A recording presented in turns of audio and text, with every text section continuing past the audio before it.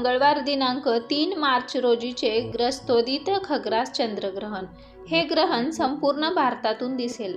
स्पर्श दुपारी 3:20 संमीलन सायंकाळी 4:34 मध्य सायंकाळी 5:04 उन्मीलन सायंकाळी 5:33 तर ग्रहणाचा मोक्ष सायंकाळी 6:48 आहे.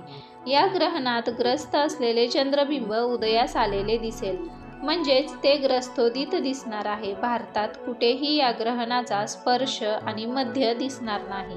ग्रहणाचा पुण्यकाळ म्हणजे चंद्रोदयापासून म्हणजेच आपल्या गावच्या सूर्यास्तापासून ग्रहण मोक्षापर्यंत अल्पकाळ पुण्यकाळ असणार आहे.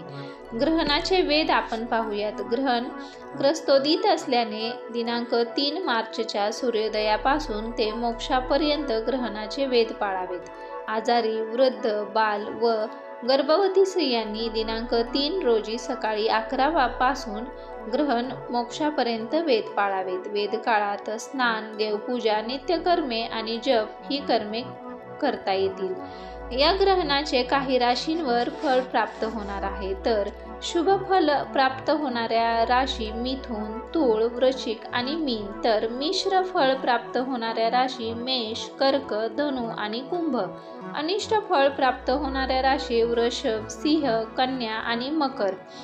तर ज्या राशींना अनिष्ट फळ प्राप्त होणार आहे आणि ज्या गर्भवती महिला आहेत त्यांनी हे ग्रहण पाहू नये.